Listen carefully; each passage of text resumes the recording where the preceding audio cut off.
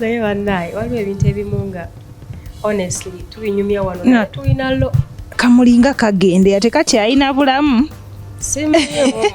tekalina amuttaka oba bino babiyita batya ebimuli by'omu mazzi amazzi lye liba ettaka lya buyo bitengejja water plants luzungu lungi guys mbadde ngamba nti tuli batabu waliwo ebintu ebimu I watched some show of ours neŋŋamba naye nga tulina lo kiki ekituwaga muli kwegamba neŋŋamba nti leero tukoze yo kaki naye nga mbadde njagala mbabuuze what is the grossest thing kale kintu ki ekyenyinyaza kyokola that many people don't know batandika otwenyinyala notweronda don't know okay. Kale nga people don't actually notice you're that gross nze kyenyinyaza kuba era nange ndaba si kirungi nyini kyo kakikola naye nkikola nkola eki Mukama Katonda yakimpa nkyo emmere ngiwunyizaako ddala n'ennyindo mbula nno gikoonamu kuba nsembe yaddala making sure tewunyamu kavunduvundu kasuususu siwunya kweri fresh nti ng'eyo kyange evaamu omukka bwetya mpunya kweyo eyawoze oba eggolu nsooka ddiwunyako si bugumya siteeka microwave. But is that gross? I feel like buli muntu yenna awunya ku mmere yasuzeewo twakula nno sebo nga batawunya mu mmere ku mmere kakiba ekikopo era tuva ya office mukwano the local me nina akaveera kange mwena kisiba. I remember you just that's about your workmate u parliament. Si workmate staff mulamba wa parliament mukwano gwe namanyira twaituva muzikiti nga tuline jo weeyisa nabo bamawulire so netuka kantu awo akamazzi ka dispenser nga njagala nnyo amazzi nenzigulawo akajjika wansi nga temuli disposable. Kati omulenzi n'afuluma bwati office ye akola mu office ya sergeant ati amza abambala ebya white oba bakuuma security najja n'agamba kankuwa ekikopo kyange onywereko mbwaddayo mu office akikima konza don't worry kubanga nali ngenda kiwunyako ate jjukira ebikopo ebimu biwunya amalusu jjukira amalusu wegakala gawunya bubi.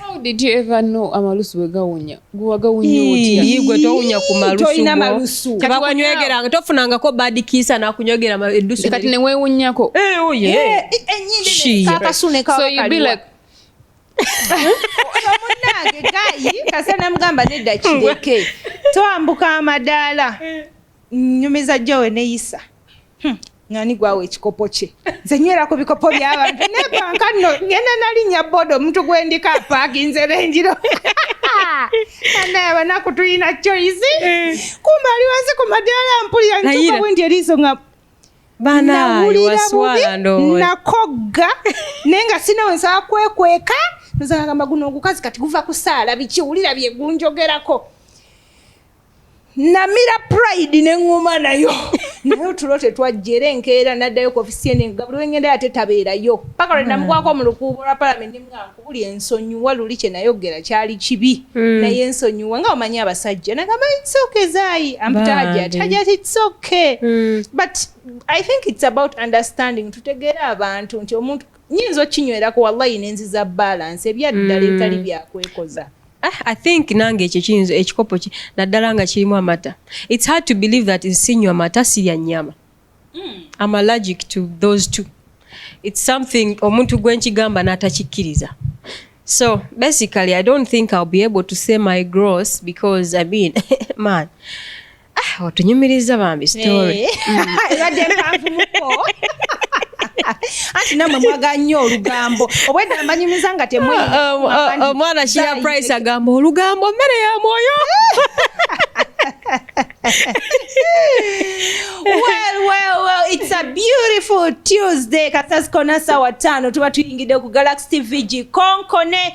The program is Sista Code. My name is Zaidab Ali. Afra God given the little Konkonyi. Sugar were given. You okay? Are you okay? Are you okay? Sugar were given oba given wa sugar? Sugar were given.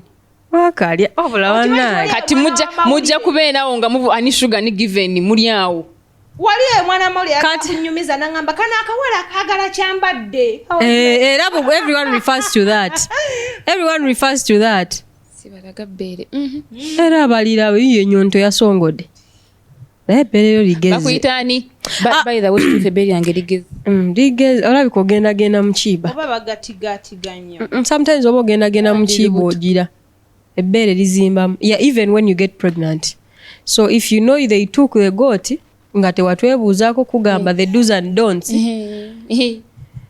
ate arafa atya oyo and my beautiful name is Vicky or Miss Era Vicky wanongangamba I'm everybody's sweetheart oyagala toyagala ojja kunjagala rampaka Sista Code rampaka mu maaso gammwe yine eyingiddewo but bwosobola kutabira ku TV osobola okgenda ku online ka app akapya Galaxy Digital app wakafunye dda ku simu yo oba okyali mu mama naddala babatagamba show yabwe ebeerawo kiro si tetugiraba simaya league y'omupiira tuba twagala kakinga app as long as wagidownloadinga ku simu yo nga kaddadda kwekali osobola olaba eziri live as well as eziri already uploaded ate n'ekirala osobola okugiteekawo ng'eri mu background ng'okola bibyo oli wali oyinza okola bishoboka oli ku WhatsApp wanawala ochattinga birala naye nga wali running mu background both radio ne TV banange kunabijjawa walala era ensusokeeko ekola ku radio ne ku TV era kyemmanyi abantu abasinga bagenda kusinga kugidownloadinga rasheno eyogeza abantu obwama akoze atyo wati owemmamba awaana ye naye bannange owino nze nali manyi mutunda butunzi ngoye naye bambi muddayo ne mulaba Sista Code mwebale nnyo naye mwannemye oggula ekipooli abaana bampita katono ngwe nakyo Sista Code kaserufi kati odduse buddusi mwebale nnyo bakwano temukoma kunoonya sente n'abaana ba boda abawo ku stage y'ekiwatule ku shell tiimu eyo tusiimanya tusima bwongera nabwe tutyo kekadde tetugenda kukulisa tetugenda kulanda nnyo katutandikirewo ensonga lwaki okutte remote yo noleka TV zonna ezisoba mu 10 eziri mu Uganda n'ebweru w'eggwanga n'osalawo obeere ng'olaba Galaxy TV ne program Sista Code. So right about now twogera ku personal space in a relationship oba okwewa akabanga omunno notambeera nnyo bampa ku bampa kumwebeerako agenze mu kaabuyonjo agenze mu restaurant kulya lanchi agenze ku office oyingiddewo bw'aba mu kiigo otuulawo lyeri ku mulyango gw'ekiigo agenze wa Nazaalawo gwe wuuyo buli wamu ne waba agenze ku mulimu mpya kunoonya interview mukwano osigala mu parking atabubira nsiko ye wanji maama atabubira nsiko ye bw'ogibubira n'okola otya anyway just badde nyongereza ku statement yo naye ekituufu ky'okumulamu ogwo ngamba ekikyo space teyeetaagisa ekikyo what do you mean ekikyo bw'osumagira abaana ba wano balina obwangu abaana balina kasupiidi nze okusinziira ku biyisaawo emabega bye nalaba ku social media ebya Dr. Kuluthumu n'ono omuwala gwe yayamba ono eyata noodles ono gwe baakuba ebinnyo ne babiyiwa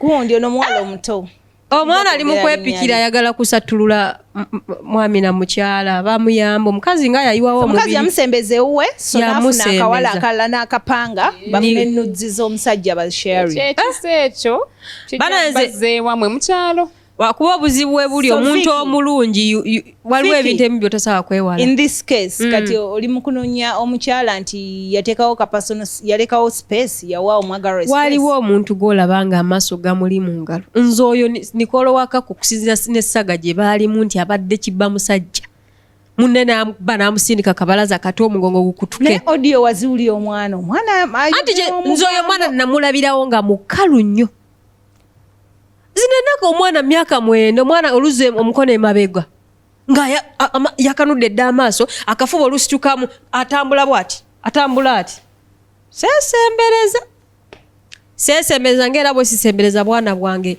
buli musajja yenna because this world yayonooneka bw'oyinza okwatibwa ekisanga maama mukazi wattu ndooza yagamba bambi kanyambe ani anaayamba buli omu amwesambye mutima gw'omulungi ndooza it is what it is but I mean I'm glad nti you're finding out nga it's not too late kitegeera so tuyambe nga tulekamu so badde ogamba omusajja teri kumuwa space sikkiriziganya na kintu personal space. What is personal space? I mean the fact that we are together tewakyaliwo bintu nti personal abakugu bagamba nti since n'abalongo bennyini nabo babeera ne personal space abaava mu kyenda ekimu ku lunaku lwe lumu nga buli omu basingako munne eddakiika 2 naye ate mmwe abeesanze obukulu lwaki omuntu omutasaawako munne kadde n'aba n'obwongo obubwe n'abeera nga talowolereza ku ggwe ekyo ekyokuba n'obudde obubwo kati saawa zino ndi wano ndi ne bba wange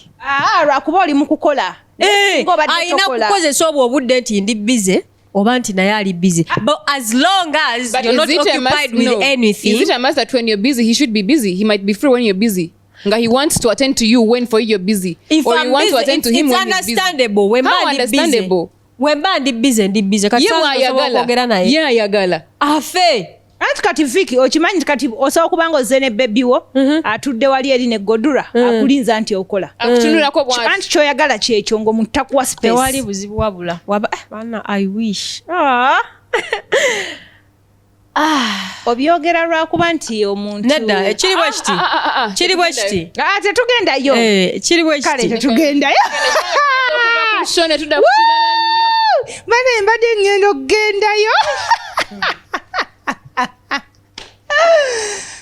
ebintu bino bikola nga new love oba nga abantu baludde nga bali bonna doesn't matter I feel like bwe muba muludde mwenna muba buli omu amanyi flaws za buli muntu oshegeere oba omanyi personal space either kugikuwa oba obutagikuwa depends on you as a character oshegeera there are people nga yagala omwekubako ne oba toli comfortable nakyo naye ng'okimanyi ye akinyumirwa so you're doing for the sake of them being happy and making them feel comfortable. You get? And there is having someone nga tayagala byamwefasa talina katijo like personally nzo ndabanzi I'm a lover wembeera wano by the people tebamanyi nti nina characters nyingi nnyo wembeera wano I'm this talkative and stuff but tolaba nti tubeera tunyumya tuba tujja motoka nyumya but I don't know how to entertain visitors. Bw'ojje wange neerabira nti you are a visitor like for real because I assume you are seeing the kitchen you can you get? I assume you can watch TV or so kweterako TV. You assume. Because I'm used to being alone. I will be on my phone and even forget I have a visitor. You assume. You assume the visitor is seeing the kitchen. Awo visitor tugamba bugambi mbuto ina mpisa. Era kati ndooza era mpisa sina. Simanyi nayo nooneka nnyo. Okay, bwe tudda ku kya personal space. Baby wo kutula walinga goli wano kuseti okola, how does it help the relationship? It helps the relationship nti oluusi aba alaba struggles zange. Alaba nti ebintu bya shosi yangu. Alaba behind the scenes bye tuyitamu wano. Nakola atya. Na valuinga omulimu gwange nti newe mba nfunye ku ssente tampeeka manyi omukazi wange azikolerera if she wants to do something with her money let her do it because ayita mu bingi. Oshegeera n'alaba ekitaala bwe kituba bulalaba sisobola tunula godwa walesa kino baabo bakyavuga mwana naye ate kino ntidde omutunulira because that's why you're facing the other side omugaga yatuko okurola mpozi bakita led ekyo bakita batya LED light emitting diode kwe wanji enewe go wakava mu ssomero ekyo kimanyi fe twavaayo kimwadde mu short form gambye led n'akimalayo kitegedde naffe tuli baakabi naawe light emitting what diode so this thing of personal space also depends on what the both of you do. Waliwo abantu abamu nga their kind of work needs concentration and time to actually plan. You get? They can't be planning there like that time or planning for the next day. Nga beetaagamu obudde tojja kujja ne romance zo omwekubeko nga it's really distracting. Oshegere. But how does my romance distract you? I thought you loved me. I wanted to say something, but Kyogere nakumanyira. What? No, like waliwo ebintu ebimu, but this comes back to musaako zonna ze tubeeramu. Waliwo ebintu ebimu nga si buli ssaawa nti kutijja. Waliwo oluusi omuntu watukanga it's meaning business, we are serious, we are doing this, just like how we come nga tuseka tukola ki naye wetutulula ku buno obutebe buli omu yingira character, Vicky yingira tandika kusapata biki, Afra oli mbeera okay. So what happens when ate tutandika amafu oli mbeera mu bantu demu character ndi Afra nkuteyo olugalo ndebe ate omusajja tasa kubanga ali ku pisinga ali mukola wakayengeno boli eno omwa massage abantu abamu you can concentrating omuntu ali wali ali muku no. So you can give your man BJ while ngena ali ku laptop katugeza ina graphics gwa designing emails Chovola babagenda sazaamu business contracts zamwaja. You just have to no government kati wano ndi ku kino. No concentrating. Negwe buli saawa oba okwata balls z'omuntu. Zibazize. Ate buli saawa gwe tobeerako mu kiwungu tonaabako gwe tolina byakola be busy. That's why corporate men look being busy. That's why corporate men banoonya abawala abali established nga balina ebyokukola. Also being busy. N'omuntu omubeerako enyo kimuleetera okwetamwa newankubadde ngamba nti personal space si nnungi. Mumanyi lwaki abantu abamu buli kaseera bayombayomba mu relationship? Bino ebya Afra. Omuntu akuliko ku makya mwasenyeza mwembi ku sinki, chai mumunywedde mwembi, amagi mugasiise mwembi, mufulumye mwembi mugenze mu motoka babiri, lunch ne mwekubira ne mwesanga mu ka restaurant oba muyina kantini yo ku mulimu wherever, ewaka mukomyewo mwembi, even waliwo omuwala omu gwe bannyumiza some media house. Olumala okukola ye ku mulimu gwe ajja ku mulimu gwa bbaawe n'amulinda baddewa kane ngambo bakikwalira kuba nti bbaawe eka yayina emmotoka omusajja yajje omuwala no omuwala yagenda ku mulimu kati waliwo omulala media house omusajja ate yagenda no mubijjawa omuwala yagenda n'atula bwat katugeze mu ka newsroom n'atula wali ebbali nga bwali kusimye paka omusajja amala okukola territories oba ne bayita katale ne bagula ebintu and oba they agreed to do like that. Yes, I understand it good, serves them. Perfect and it creates romance and the bondage and but obuzibu obulimu buno beba n'abantu betusanga mu motoka ng'omusajja ali ku steering n'omukazi ali wano mu co-driver's seat nenga buli omu atunudde no ku window yeno. On that very point there is nothing like oba nti omukazi agize omukono gwe ne gukwatako ku kisambi ky'omusajja nga bw'avuga olaba obulinyisa kaliro mu kifo kya bureeki so kuleke malize Afra kati kyamaliza point eno eya conflict omuntu nga tomuwadde space kaabe mwana omuto bebi owange makutuumu buli wambeerawo okumpi era empi ziruma buli ddakiika naye bambi kasebo lwe kagendako ne kazannya eri emmanju omutima gubeera nogamba akaana kange kaliwa like omuntu oba omuwadde space akumiisinga naye omuntu buli wemwebeera okumpi weemuti conflict lwotandika omweronda bw'olaba nno nti ono nno bw'abaanyiza alina nno ekimere mu nnyindo alina nno kino n'otandika omulonda buli kamu because akulika ati kikwanso ku lugoye. On that very point kati you want to tell me maze wiki nga sikulaba ninaye sikuliiko sikwewa sikola biki the moment I come and we are traveling together or ndi mu motoka naawe I don't know obono bwenteko ano okugulu bakyagala because I'm not used to you like I don't know what makes you happy or what annoys you or something osegeera siri naawe kati ngenda teka wano ekigere mutunuya you're like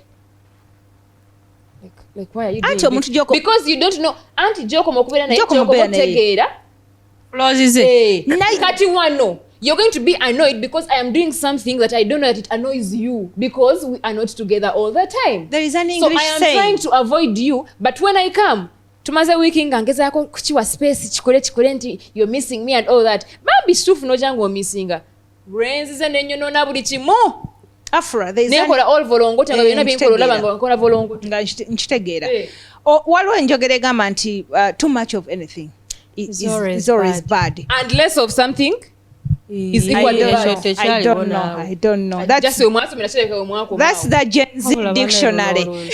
Nkugamba omuntu bw'obeera naye akaseera akatono k'obeera naye obiyiga naye sikugambye kusussa nnyo kubeera naye kukyonoona okitegeera ate n'ekirala mwe bagawo kyadi muyina akamanyiro ate newuunya bano abalenzi be bayita basimpu basimpu be bakola batya Vicky gwe wasoma oluzungu basimpu bapimpu simpu like guy yali awo nga ali nnyo ku muwala like nga guy yeeguya nnyo ng'akola n'ebikintu kati nga ka video ke nalaba anno comment nagiraba ku video eno omuwala yali atadde ebigere bye ku mumwa gw'omusajja kati someone was like basimpu bano nabo be batuleetedde okutegedde okutumanyira. So this is what guys do. The more you spend more time with him, abawala muyina akamanyiro. Bebana abawala babeera n'atuko kwata ebigere bye n'abimuteeka wano. Okay, it's romantic. You are attacking. Vicky, disrespect. Omanyi omwana wa munno. Yabasitudde ebigere Kyogamba. Disrespect. You cannot nobikola boti nobiteeka ku side. Anti bati obanyiza bebo basimpu abalenzi abati okunyiza abawala nga bali abatambulira ku ntoliza abawala. Nokwata n'obugere n'obumuteeka ku mumwa. The more omuntu jotamuwa space ng'omuliko bwoti. Kyogamba when I don't see you like in a week and I see you over the weekend roka, I cannot put my legs on your mouth.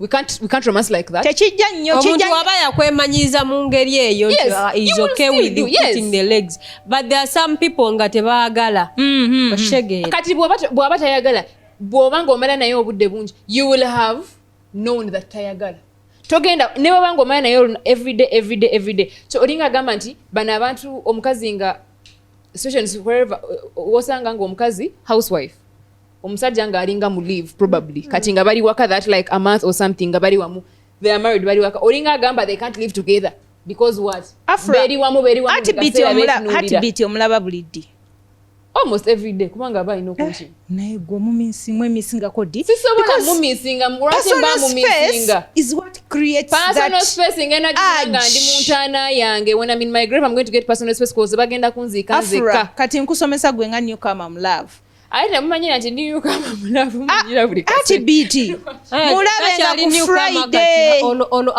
aluhajati aluminai mulabe nga ku Friday Saturday Sunday si bino bya buli lunaku Friday Saturday Sunday is for you side chicks Friday Saturday Sunday is for you weekend smanya what girlfriends Friday Saturday Sunday is for you who temumanyi oba ono wange ndowooza basi like totally sure tamanyi if you are here or if you're not there mwaba tali sure bw'obanga oli sure ng'omanyi this is your person why do you have to timetable yourself for only Friday Saturday Sunday are you a weekend personal are you space, as short as that space. Can't I see you on Monday Wednesday Friday nga just lunaku lumu okimanyi heartbeat tassa olw'okubanga omwerippako nnyo kyogamba nze wanswali ntya like olinga ngamba nti it's the girl eyessa ku mulinzi no let me tell you that let me tell you abakwagala because anyway boys abasajja batya nnyo okulumya abawala which one again is how many heartbreaks have you had wanga batya nnyo okulumya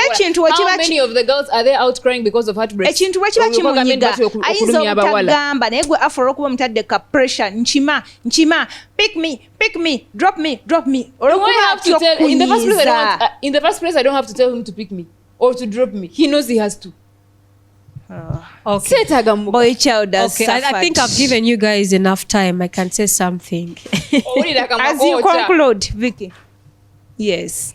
Okay, as I conclude, Kale, I was supposed to be on the side of no space, but because you've said much, noyogedde bingi okisusiza nengambo wae kanveyo kambirekera abaana abato mu love. Favor legends, legendary. What are you saying, newcomer? Laira. Yeah, I'm saying newcomer. Aliwe nagamye mubako sports way. Naye by the way, no nina ne gundi, nina ne changing. Ne casual way. So, personal space nze ngenda bagamba nti si nnungi. Oshitegera because in the personal space obanga agamba nti omuntu ali allowed n'okugenda out yekka omuntu ali allowed okukola activities like having fun, doing their hobbies alone, swimming, doing trips alone and stuff like that, because omuntu oyo banga mugambi, you know what, go out there, you know, get more options. You can compare, you can decide if I'm the one or if I'm not the one, because I mean especially us girls tetwetagirako ddala space. I'm telling you, tetwetagirako ddala space akantu katono kakujjako. Omwana yagenda ku status n'agamba nti akugulidde gomesi n'akusanze n'akugulira akatambaala k'okunyiza, like akatambaala k'okwesiimuuza, weerabira owa gomesi n'ogenda n'ono w'akatambaala. Oshegere bw'obeereyo out omuntu, because you are attracted to what you're seeing there and then, tomanya nti omuntu ono gwesanze mweno kafe jabaza, ayinza okubanga it was just once ng'abadde it's their first time okujja wano. N'otigisa kugulira bugundi ate kati nawe oba osuse katima kankoko muleka amalirize afu. So personal space nze sigiwagira. Ekintu ekira personal space, bw'owa omuntu personal space aba n'obudde bungi obulowooza obu outweighing advantages and disadvantages. Aba n'obudde obungi ayinza n'okurealizinga, oh, I can actually do alone without this person. It's all about, because I mean, if I can take myself out, if I can take that long ride alone, if I can rent and stay alone for a week and personal space, if I can be here and fly to wherever I'm flying and I'm okay without them, then I can do without them. Okay, they are not afraid of losing you because of our they are okay. Personal space. Afra. As I conclude, well, personal space is okay. Personal space is not okay. Echimattering chili bukat. No, echimattering chili. Look at you. No, like echimattering chili. How do you pursue the personal space?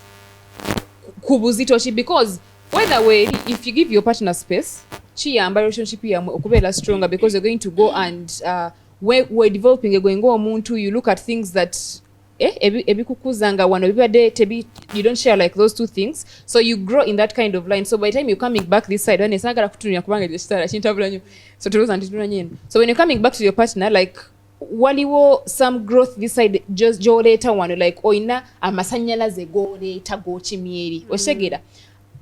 Same applies to bwabanga muli wamu, you will learn yourselves, like omanyenti, like bwabanga charge mwe connecting mu we aina we munne ataina connecting mu munne. Yeah, so at the end of the day you will still have that growth. So when gambidanti, it matters and at the same time it doesn't matter. So engeri je mukikolamu owadde muno space yenkanachi osegeera ogenze kwegiragira personal space ya wiki ya lunaku ngazaye bwagambye nti oberenga ogendayo Friday Saturday Sunday, omwana ayinza okugamba abanga ogendayo lunaku lumu mu week, omwana nakugamba nedda nze ne bwe nkulaba lumu mu mwezi, I think that will be okay. Osegeera, so the more the space, the more the kuonona, the more the tightness, the more the kuonona, so kyetaaga balance. Okay, abakugu bagamba nti personal space eyo yandibadde wakati wa wiki emu ne wiki senya. Omuntu asobola mala omwezi nga tomulabye nenga partner mbagambe ze personal space kyeyandeta nabanyumiza wano twabeera mu lusirika lwa weeks 2. Omuvubuka lwe naddayo okugenda nti nabadde mu personal space mwali muyombye nensanga nga yasomba dda. Viki mwali muyombye jukira newe muba muyombye yamba bwetaaga mu personal space or coming it down. The fact that you opt for personal space nga muyombye, it means you still want this person. Bwobanga toshara magara wanda optinze for break up, you know? My time kakati nze ngamba ntya relationship weba mpya personal space eyinza obutabeera nnyo vital nga mwakamala like 1-2 years, because the energy eba ekyali y'amaanyi nnyo, but as years go by amaanyi gali gaggwamu. Kebe enkoko ne bagulya baketi y'ebifi, bw'obirya leero ate nkyoba toyagala biddamu nekikogeza ku bifi naddala leero nga bakiteereddemu ensingo simuko ennaku 2 olyoka oddemu obirye. So human beings naffe bwe tuli olaba ne mba muli waka there are times mwana ituluddeko leero kati tugenda kufumba katugule wali chips katugende kuba tugule chips oba let's go out depending on your financial ability let's go out let's go eat out era bambi bamwandi mugulidde chips nga muddayo kubanga we are not eating indoors katugende tuliyeko wabweru because ekintu kituuka nekigwamu omuliro so mwewamuka space ako nti sigenda mulabulika nakunebulinamulaka mulinde ku Saturday nga mwesunze bulungi you have recharged so mwena mwina energy eyo buli omu ng'agamba nange baby nkumisinze wiiki namba mwana gwendudde okula abula nenkukwatako ngenda kukulaga site so mugenda omumiitinga mukwano ngaaloneka agi kali ako okwesunga omuntu nga ne bwakukwatako weekanga naye can you imagine that situation ng'omuntu ne bwakukwatako batokyekanga because omumanyidde musiibye olunaku lamba mulaba movies mulabye seri mugenze ku shopping muzza kwata mwenna buli omu akutte katima buli omu akoze eki singa kiri nti bw'amala obudde nga takukwatako round eyokusatu singa temwekanga Sista Code.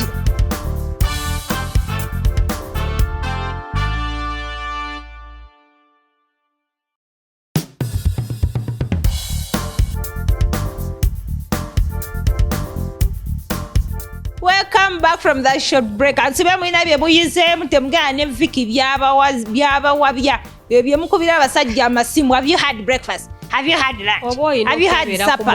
Mukwano oli musawo nti omuwa makerenda kunyano nga muwa ku musanvu musawo. Chova ebisimu byammwe tebabikwata nobera ku mwana w'abanono sinze muwonye ebbango siri musawo kale tugende maaso Vicky nga akyawonya omwana w'abandi ebbango bango likufumita yitamu okufa. So mu relationship tulinayo honesty ge mazima tulinayo ne kindness kyekisa of the two which one is more vital? I think both are vital depending on what. Oh Jesus. Pardon? Both are vital depending on what scenario. Both are important based on how you balance them. No. The same balance the boat. No. So what if which situation which at all costs you just have to balance that too. Honesty eyo mukwane jakusokedde ku bali tubeere ku kind. Venekisa kuba waliwo amazima agakaawa bannange tolina ngeri gy'ogenda gamba Ssekiganda nti owaaye kani kasojovaloko katono ate tomanyi kakozesa ex wange munnaye yali ayinanga nga muka agamazima tosobola googera oba olina guma bugumi n'okanya kwemamirira mufunza olabe ng'otuukirira ku sayizi ye wobanga omwagala olina obeera kind because oyinza okimugamba naluzinga self esteem nagamba ye mama. You can be honest to this person in the most kind way. How? By finding solutions to that problem. No mugajja sasem dondoli. You've done those things before. No chino. It's as simple as that. These things work hand in hand. Elaborate more. Gen Z. I know elaborating because mwaba manyi already why you get them funza, so you know. I mean, someone can even kufunza themselves. What is even mfunza? Anyways, but. Mubikola. So by the time you talk about mufunza, then you know about mugeza. Mugeza. Matama booster. Matama booster wagumbi. Junior yagamba kweza matama booster. Agamba bambala kambale. Negi yagamba Junior yagamba kweza matama booster. Kwa wiki mwezi. Amachi. Matama booster. Muna esima isi bikozesa nko already goma nene. Ngwe kyembadde mbaga. Wangi mama nyabo temugalaba. Goma nene. Goma nene matama gange manene. Nenda koze mu kirabika wali waga. By the way, I can't be looking like this and tewali afukirira. Kizibu naabo. So waliwo Arafat yali nga alina byalanga ng'agamba. Arafat wo ng'alina byalanga ng'agamba buli ayina omuntu eyo nga mutaka yevuera nga mutono bwati nga kanaswi ayiteyo balina magejjo. That is you being kind to this person in the most honest way. The fact that honest and you're kind to them kumuyamba. No. Some people wotukira mugamba nti magejjo bikine even if you use the most humble or unkind way still adana ye reflecting wangambidde nno ntino ekitegeeza siina bwendi kiringa gamba muntu nti you just be like You just be like, banange.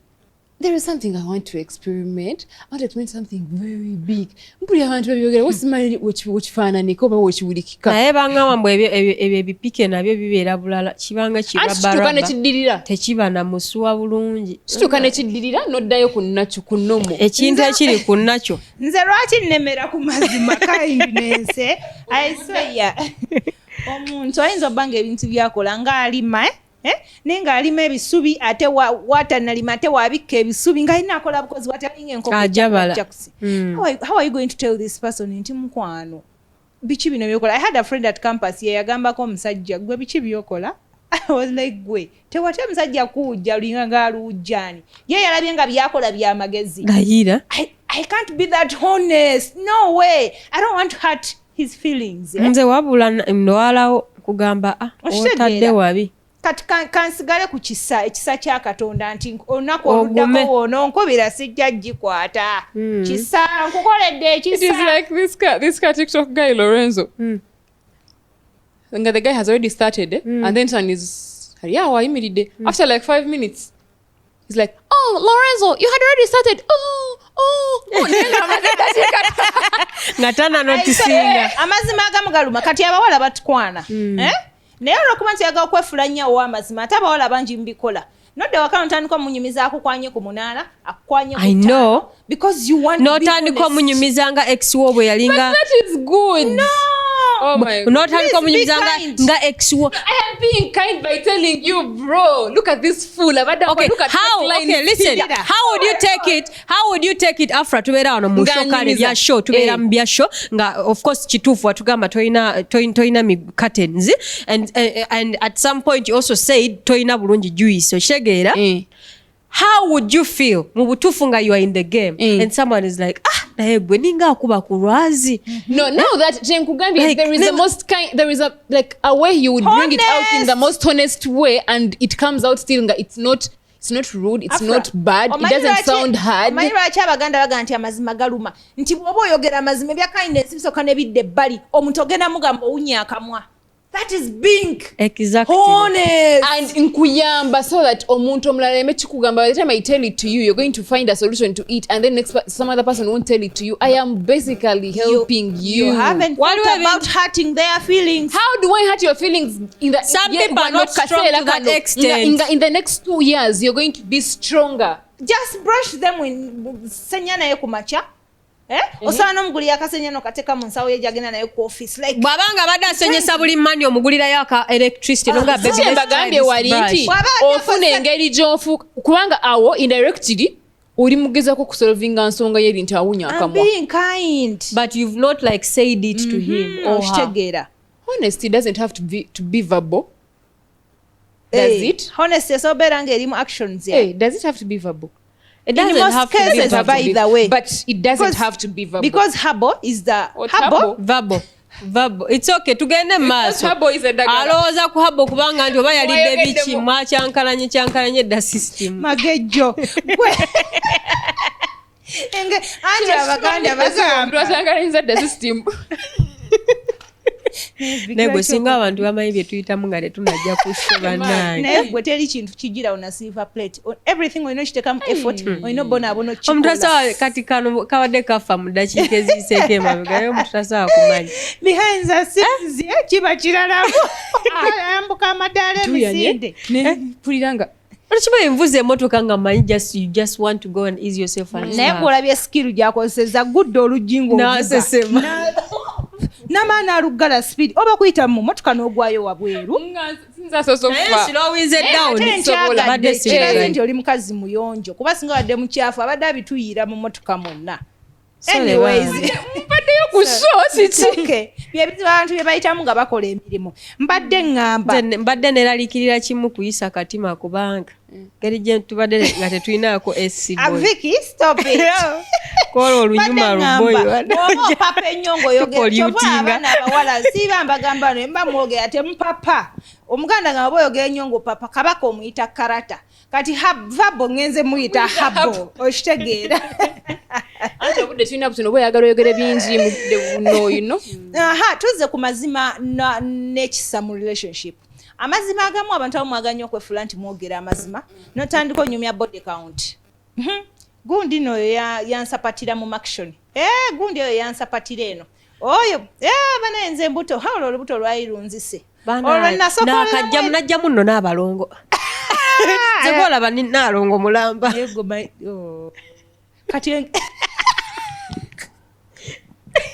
because you're trying to be honest to your man in honesty ne weyabya oyocha watabaraka afura mwenyumyako nnyo be kind loza ku boy child ono kigenda muyisa kiti ayinza okugamba kale ababalongo nze singa nze yabakuzaala nze gola ba UTI itezimbaako everything like I don't know yengeri jinjagala kubulira buli kimu katulina ffe abalenzi the only challenges nze watanga kubuya ebintu byange nze nga nombuya ebintu byo nozokira lwaki okaka muno okugamba ebibye gweoba wenyumye siina sitaani wesibeko goyina sitaani nze wemba siina body count. No, it doesn't mean like nti kyenkubulidde kyobonziramu kyennyini but like it has to be like a two-way thing. Auntie, you don't force someone. There are people who are not comfortable doing that. That they would rather be kind or rather be silent. This is what I'm talking about.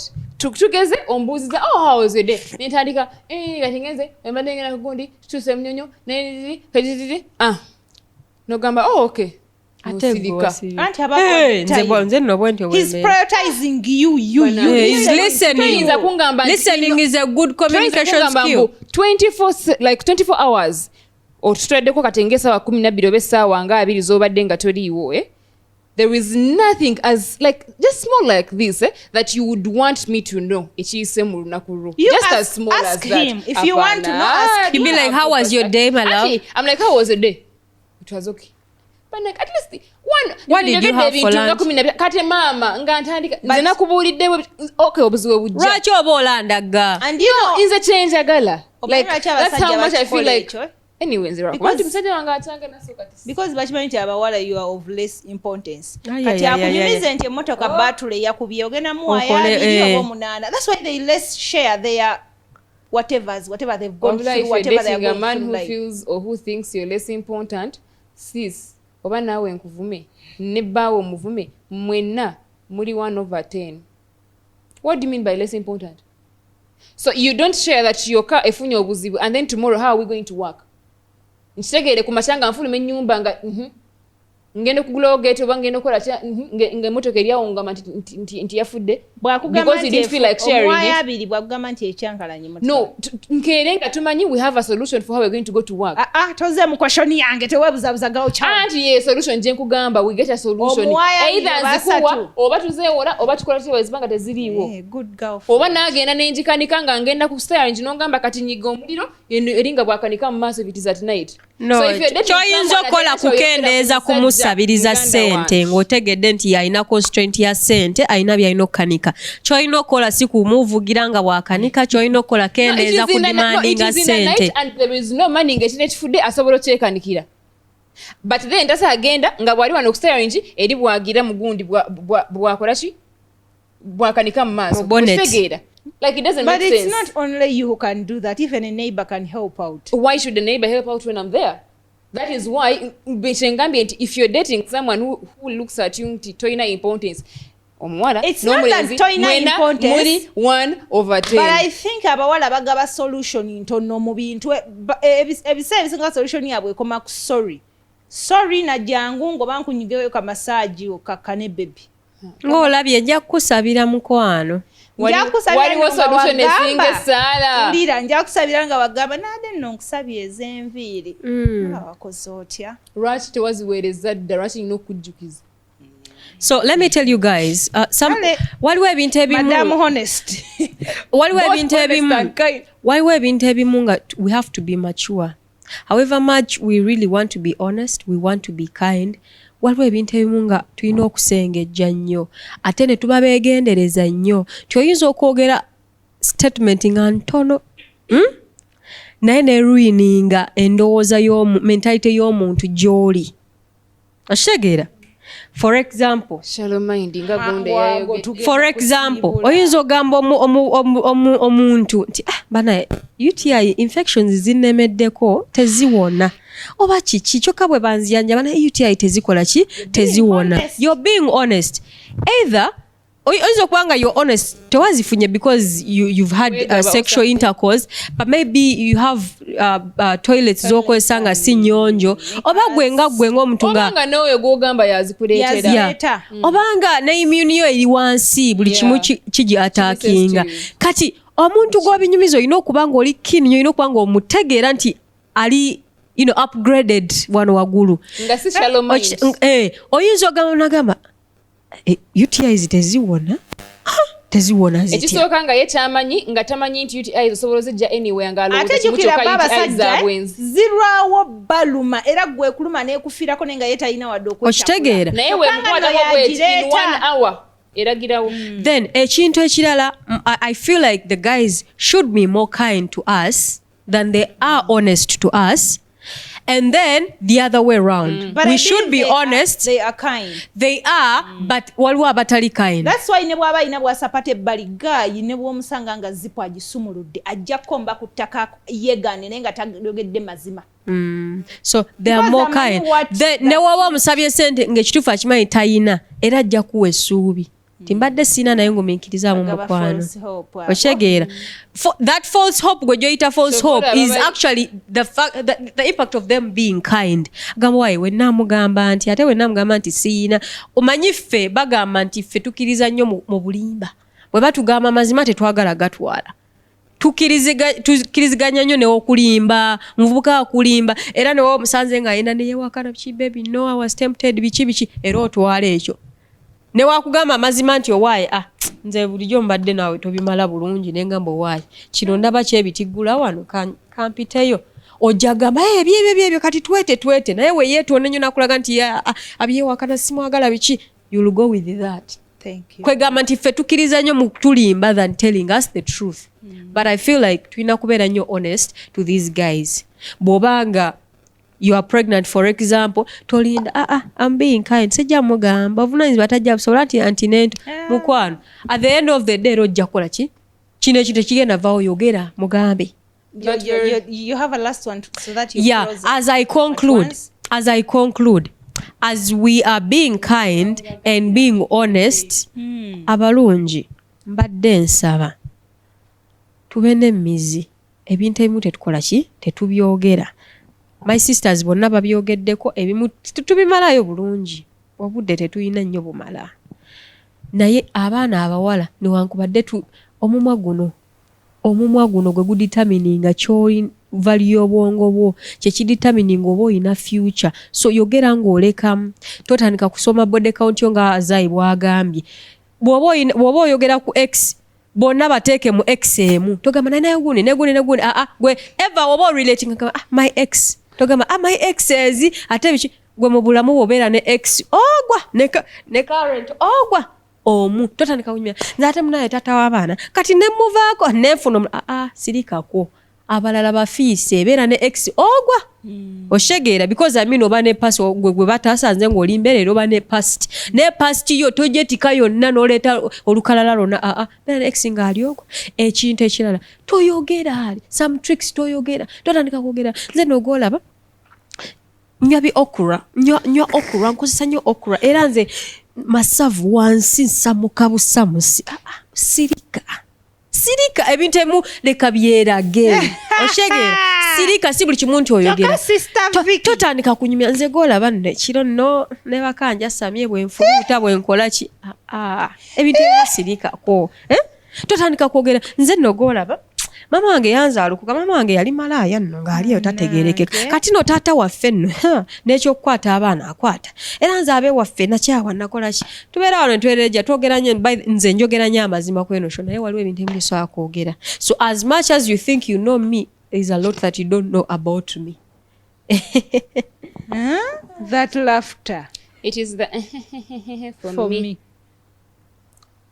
As I conclude segenda kulwawo ng'oyo nanga bwendi omuntu sirudde ku nsi nga bw'aluddeko ate olandaga kiyogera saakula ku show nga bw'aluddeko so ekisooka me as a person nga bw'ogambye nti amazima galuma ne bwe buba today, even though it's next week, even though it's a month, even though it's a year, 10 years from now, you will ever know. The longer you take, I'm concluding, the longer you take without knowing, the more hurtful. You rather come to me and tell me straight out day one, you're like A, B, C, D. When something is going wrong, you tell me straight out, I deal with it. Chinumaawo, nenga chigenda kunuma nga manyi maze nawe wiki emu, wa maze nawe mwezi gumu, I will be now looking at all the effort was and take a for this 1 month, than thinking for all these 2 years. The longer it takes, the more it hurts. You rather be open to me and tell me the truth. Ganume, it sinks with me because I don't have a shallow mind and I don't date people with shallow minds. So I believe the two of us expect honesty from each other. Though honesty without kindness cannot be hurtful. Thank you.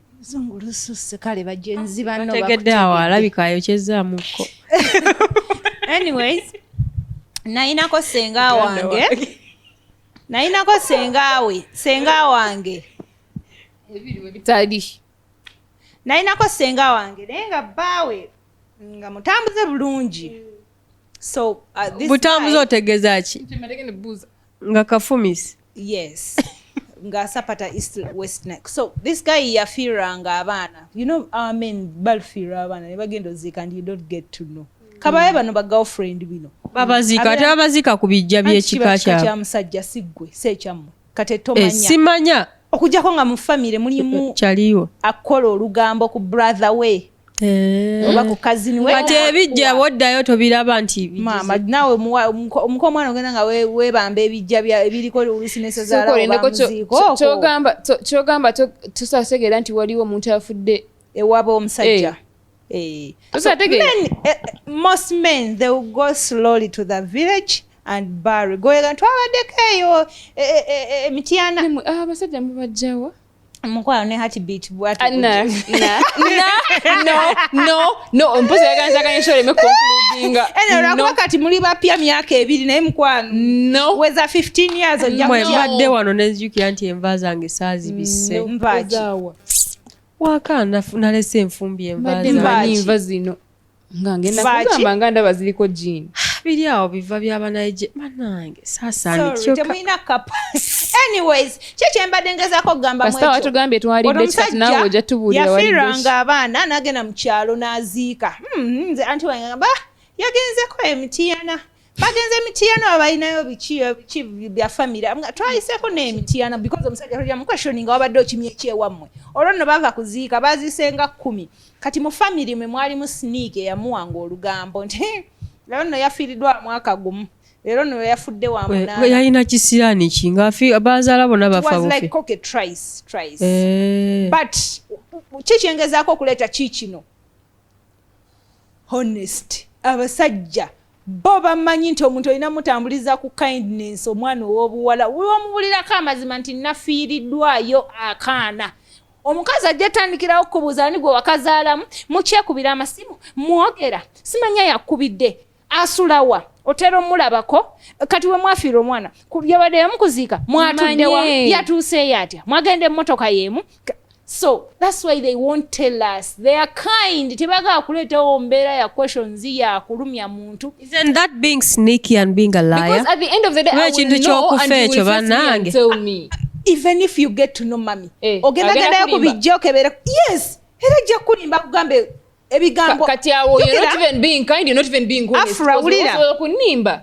Ulira mu relationship waliwo n'enjogera egamba nti totambulira ku bigambo era ebiseera ebisinga abawala baba bagenda okufumbirwa basenga bababuulira nga babagamba you've entered this marriage your ears ga musajja wo yeka you're not listening to anyone outside your marriage your ears gafuuse ga bawo yeka igwowuliriza yeka kakati mukwano gwo notandika owuliriza ebyebbali nga bwe yaziise ogenda nayo ku kijjo confirming omulambo omupya guli otandika onoonyereza no. So honest baba sajja bagamba nti bw'ozusobera honest ennyo relationship tegenda kutambula. Atakwagala oba omulaba because why would you marry someone and not kwagala omwana si wokola otya gwe wamuzaala asooka akubuulire. In the first place, you're the ones who come to us and you're like abaana bange baana bo ate kati bwafa owuwo si wange watugamba dda todiringa n'abasajja balina baana kiveeko talina mwana. Sister tips for now, katsubye mwina kye muyizeemu. Honest ge mazima, kindness kyekisa mu relationship, biyamba bitya, bigizimba bitya, bigitwala bitya mu maaso, ate bigisuula bitya. Baby girl, baby boy, mutabani wa Falao, wesunsuliremu, welonderemu. We are not going to dictate nti twala kino batwala kino. Kozesa obwongo bwo ogambe nti nze nja kutwala mu kino, ngenda kutwala Vicky kyayogedde, ngenda kutwala Sister Afra kyayogedde, oba ngenda kutwala Zai kyayogedde. Sister tips. On today's Sister Tips, you guys, did I tell you how I loved anchoring? How I wanted to do anchoring? News. English, Luganda. English. Wow. I really anyway, tulemegenda yeyo nnyo. But Sister Tips za leero olwaleero kati baba naye balina tips. Waliwo gwemanyi in particular kati ali awo agamba leero aleeta ki. Mukwano leero tugenda kwogera on how to prevent dandruff. Weewaza otya okuba ne situka mu nviiri zo. Naye ng'ekiviiri ky'omukirabye si wig. Nviiri zange za ddala temuli situka temuli ki. Naye nga what I do, the trick behind my natural hair, make sure nti oiling a scalp. Your scalp tutegeeza wansi wa skin, wansi w'enviiri. Making sure nti eva wabeera wali moist nga waliyo oil wansi. Oba nkyogedde bulungi. Mekuba lukalu. Olusulu leme kuba lukalu. Bajja lukoma okuba olukalu lubambulukuka. Olina okubeera ng'osiigamu tokoowa. I'm too lazy. Beera ng'osiigamu because skin bwekala kiddako eba kuvaako oluvuvuvu olwo. Oluvuvuvu lwe tuyita situka. So okulwewala olina okukola ekyo. Then ekintu ekirala ng'omwana omuwala weewala okusharinga ebisanirizo buli w'osanze. Waliwo ebintu ebimu ng'omwana omuwala nga tolina kusharinga. Ng'oggyeko mu saloon. Mu saloon basooka ne babinaazaako. I'm strict. Mu saloon nkozesa ebisanizo bya saloon, but before you use them on me, bafumba amazzi wali agookya ne babinaazaako. Wangamba gyokolera litaakyo ow'emitwalo 10. Osanza sterilizing zinga just saloon eri profession tolina kusanga kisanizo nga kiriko agaviiri ate era ne bagikuteeka kisanga nga kirimu open okisanga muli profession. Yes, so olina okwewala okusharinga wobeera ewaka aba n'ebisanizo nga bibyo ate nga nabyo obiyonja. Maye ekisanizo kituuka nekikwatiramu ebiviiri nga buli lwojja olwana nakyo bulwanyi. Once in a while on a weekend yozaako ku bisanirizo byo byanike bikale bulungi osobola okusanisa with ease. When it comes to hair, my worst day is saloon day, so I avoid kwekyalakyala nnyo mu saloon, and that's one of the tricks. Go to the saloon, choosing a hairstyle gy'omanyi nti tejja kwetaaga attention nyingi if you're lazy. Eyo nekikwataganira wa nesituka gutogera. Oli lazy, you can't apply oil. So choose the hairstyle that does not need you to oil every time. So which hairstyle naye gwe scalp ng'eyagala oil buli nviiri. Nkubuulira. I have this hair. I will wash it. Wemba nzozanga ozikunya bulungi like n'ozikunya sibino braids ozikunyanga lugoyi lwennyini. Okunya n'enviiri za wansi. Yes, n'okwata enviiri za ng'ozikunya woti. Ennyama teyulika. No, kati oyo dandruff anaabanga yagenda okuvaako nga dandruff. Ne bw'okikola twice in a month. N'ozikunya bulungi. But I see your skin is clear. Temulimu gundi. And because I like bwemba nzozeza like nzoza ng'ayoza like nzoza. Ebyo bintu enviiri zeetaaga oyiringa naawe. I think it depends even on the skin type. Anti wulira. Yes. When you wash that hair, nozi oiling like so deep. Two. Murekeraawo. Today this design, tomorrow the other design. The other day enfufu yekampa tegenda bakiriza kubeera n'enviiri nga ositadde osikubi woti enkya n'ozikwata n'ozizza tugeze leero ziri puff enkya n'enzikuba wansi nezikyafulayo batyo n'enziramu n'ezikwata puff design emu ebowa tebowa. If you're lazy olina okuguma. If you're not lazy gikyuse. So we conclude you are lazy. Abaana bakwogeredde enviiri ezo. Enviiri zino mujja zigumira kubanga ngenda zikyusa nziremu nzizeemu nga ziri bwe ziti. Okitegeera eno kinki. kinki kanasatuwa kinki naja mu dread nenzizaamu kinki enjawulo zero. As long as me I can plait hair zenkunya bulungi nenkuuta nezikala in less than I don't know how long nezi oilinga once nesigaza the same hairstyle nti I'm not obuchafu tebuyingira kubanga situka sinaki buchafu period. N'ebizigo waliwo abateeka hair food wansi ku skin. Kati hair food eyo ereeta bimere tobola bangambye bateekengamu oil ebizigo ebyo gyoko mubiteekako ebyo ebitoletole. Waliwo ebizigo ebisaanuuka tugundi tubwebe segenda kwogera brands or what, but waliwo ebizigo ebimu nga bw'obisiigamu biri fine biryoke tebikola bimere. Ebizigo tebireeta situka, ebizigo bireeta bimere. Kati mukwata emmere bimugata mu situka buchafu. Just don't take care of it. Just don't wash your hair. Situka I think bugaya. Si buchafu. It's even a skin type. Personally, I am not a dirty person, but and then natural. What do you need dagara? It's like a skin type or what something. Why you need dagara lyacho? Look for a dagara eriyambe. If you know your nina eczema mo. Kale nze mbadde ngamba nze siri mukyafu kanewozeeko naye nina situka naye lwaki mulina ensonga yiino nze lwengenze mu saluuni wali amateri nangola litaachi munkwano okuddamu osiiga akantu mu mutwe lwendiddayo era ku litaachi that is like after 1 month or 2 months depending on how growth the hair ngeri gyekuzeemu. Kati bw'obanga toli mukyafu how would you take a month without looking at what is in your hair? Siri muchafu but naba anti musiramu abeiringa because naba neira tunula ntowekwa samotyo tunula mutala ntunulira omuvume bulungi naba kubanga nsala but skin yange erabika nayo yetagoba eire nga Sister Vicky bwatugambye kati gifunire eddagala before the oiling tulabe bonna osigala ng'okyekwasa. Also mumanyi ekirala ekingana okuteekamu ennyo oil kale kingayaza kuchafuwaza amasuuka. Apilokesi yonze nina akantu kensibako ekiro nga ngenda okwebaka ka shower then kumakya nkasunulako nekatika wansi wa pilo. So because I don't want pilo yange okuddugala so nsibako akagwe naye n'obukaaya akakaya kange saga akabeeremu oil one but priority si kakaya erina beera skin eyo omutwe ekyo Sister Vicky nkiyize ngenda kwongeramuko ku maanyi ndabe nga skin yange tebeera dry naye n'amasaluuni ge mugendamu. Anyways, tetuyinza kusukkawo wano bakwano tulegesezza twogedde tusomesezza eggwanga tubasanyusiza asiba enviri nga tazinaabye nga alanisa budget. What nonsense is that? Wasalunyeni yasooka okuwa amagezi bati yo enviri zetugenda osibamu nakugamba okunaaba kwebiri n'omugamba nedda sina sente wawe banaaliza ebiri afro naabira mu nviri mitwalo 2 wawe banaaliza emitwalo 2 navenda emitwalo 2 kunaaba just shampoo bane treatment bateekamu all different things byoyagala byebakuteekamu oba oli ambassador waabwe ebiri gwe nga balayisi bambi sokoleke nze ndi mukugamba nyingi gogamba layisi just okunaaba ne shampoo ne banteekamu treatment nokunaaba nze treatment gwekozesa wabbeeyi anti najukira my hair is just like plain siteekamu bintu birala nteekamu ku mayonnaise ne bazisteaminga nenzira mu dryer muyisa nti katemba that's care for my hair okay like yes it's care for your hair but that's why tebasa kukolera ku 20,000 because they put me it's like washing with like normal washing and period that's it. Tokisusa tetwogera sente zitunaabira moto